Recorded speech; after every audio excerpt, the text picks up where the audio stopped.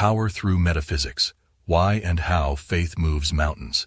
Metaphysica 4 N1, CONNY Mendez. Deep within each of us resides the wisdom of faith and fear, two formidable forces that shape our destinies. While the saying faith moves mountains is often repeated, let us not forget that fear possesses its own mountain-moving power. Fear and faith, though seemingly opposite, are intertwined, inextricably linked. Have you ever feared that something wonderful would come your way? Have you ever proclaimed, "I have faith that misfortune will befall me"? Faith is inherently linked to our desires, and it is inconceivable that you would wish harm upon yourself. Isn't it true? Listen closely. For everything you fear, you unwittingly attract and manifest into reality. When that feared event occurs, you may triumphantly exclaim, "I knew it, I had a premonition." Yet what truly happened was that you dwelled upon it with fear. You summoned it forth, anticipated its arrival, and in doing so, exercised a form of faith. Now observe that everything you ardently hope for, fueled by unwavering faith, materializes in your life. Love, wealth, health, these desires are within your grasp if you tap into the power of faith. It is a natural law, a divine decree. The teachings of Christ resonate with this truth. Ask and it will be given to you. Seek and you will find. Knock and the door will be opened to you. Matthew 7:7. Faith is rooted in the conviction of goodness. Let us delve deeper into the essence of faith. It springs forth from knowledge. Suppose you reside in a small town and have never journeyed to the capital. You yearn to visit the bustling metropolis and decide to embark on your chosen mode of transportation. Along your journey, do you fear veering off course and finding yourself on the moon? Surely not. A person of reason approaches the journey with confidence, knowing they will arrive at their intended destination. What fuels this unwavering faith? Knowledge. Ignorance of the principles of creation leaves the world apprehensive of evil and unaware of the potential of faith. Faith embodies conviction and security, but it must be grounded in knowledge. Just as you know the capital exists and can navigate your way there, you possess the certainty that you won't find yourself stranded on the moon.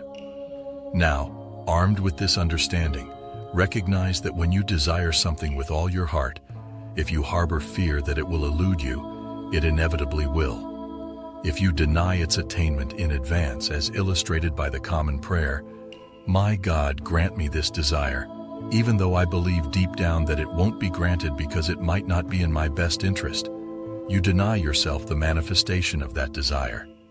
By doing so, you confess that you do not truly expect it to be fulfilled.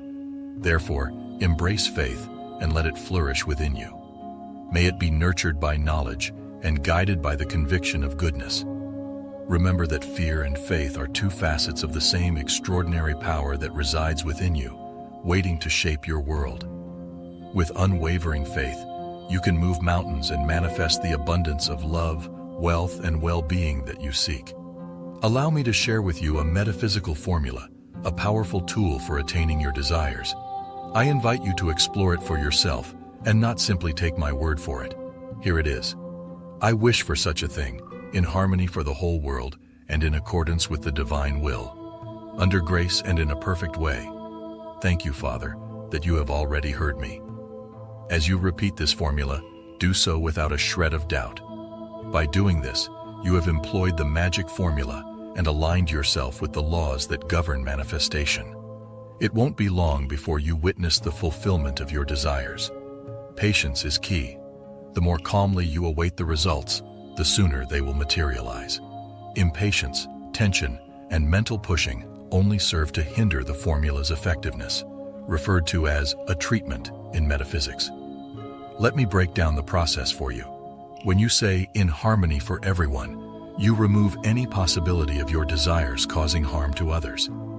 Just as you cannot wish ill upon another, this ensures that your wishes are in alignment with the well-being of all. By adding, "according to the divine will," you open yourself up to the possibility of something even greater than what you initially desired.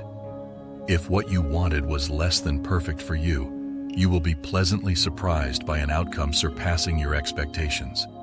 God's will is perfect. The phrase "under grace and in a perfect way" holds a marvelous secret. Allow me to provide an example of what happens when you don't know how to ask under grace and perfection. Imagine a woman in urgent need of a sum of money, specifying that she wants it by the 15th of the month.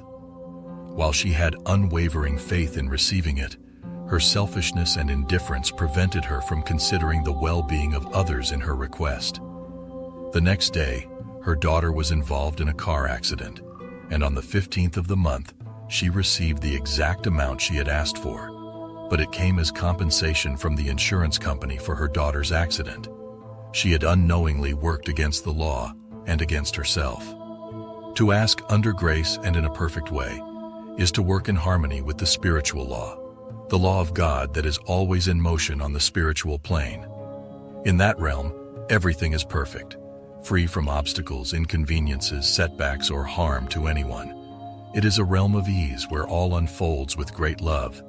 This is our truth, and when we come to know it, we find liberation. "Thank you, Father, you have already heard me," represents the highest expression of faith that we can embrace. Jesus taught and applied this principle in everything, from the multiplication of bread to the transformation of wine into his blood. Giving thanks to the Father even before witnessing the physical manifestation is a profound demonstration of unwavering faith.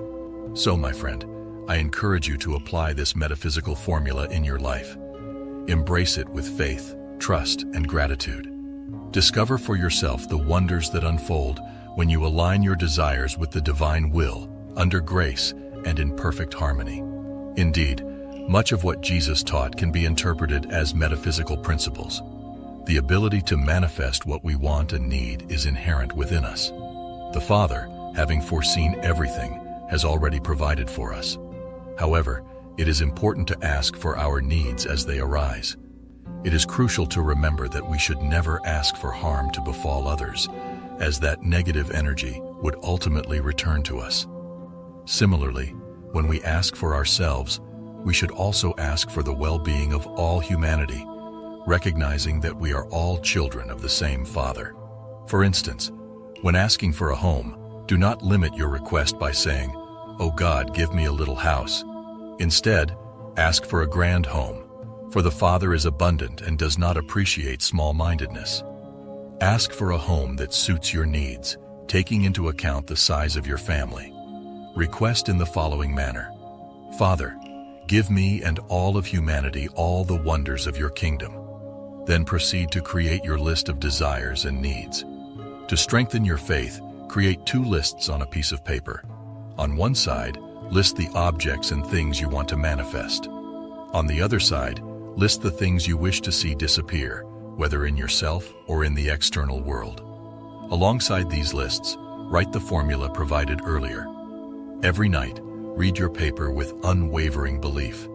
Express gratitude repeatedly as you reflect on what you have written. As you witness the items on your lists manifesting, cross them out.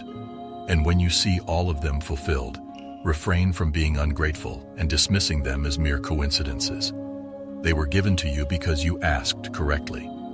The external circumstances aligned to facilitate their realization. Considering that fear may be a recurring experience for you, whenever you feel attacked by fear, repeat the following formula to gradually erase the deep-seated fear imprinted in your subconscious. I'm not scared. I reject fear. God is love and creates only love. There is nothing to fear. I have faith. I choose to feel faith. Even in moments of trembling terror, it is essential to recite this formula with even greater determination. The desire to be free from fear and the longing for faith alone are sufficient to nullify the effects of fear and shift us into the positive realm of faith. A wise master once said, "The only thing to fear is fear itself." Remember to consistently repeat the formula, even in the face of fear, to replace it with faith. Recognize the psychological principle that when a habit or pattern is removed, it must be replaced with another. By being consistent and repeating the formula in all circumstances, you will gradually witness the disappearance of your fears. As Jesus said, "You shall know them by their fruits," indicating that you will see the results of your beliefs and declarations in your life. The power of decree is highlighted in the story of creation in Genesis. Man, created in the image and likeness of God, is not meant to be a victim of circumstances, but holds the power to govern the universe. Man has the absolute power to decree, and the nature of the universe appears as man decrees it to be. When man aligns his decrees with the spirit of good, he experiences a world of goodness. However, since the fall, man has encountered challenges based on his decrees.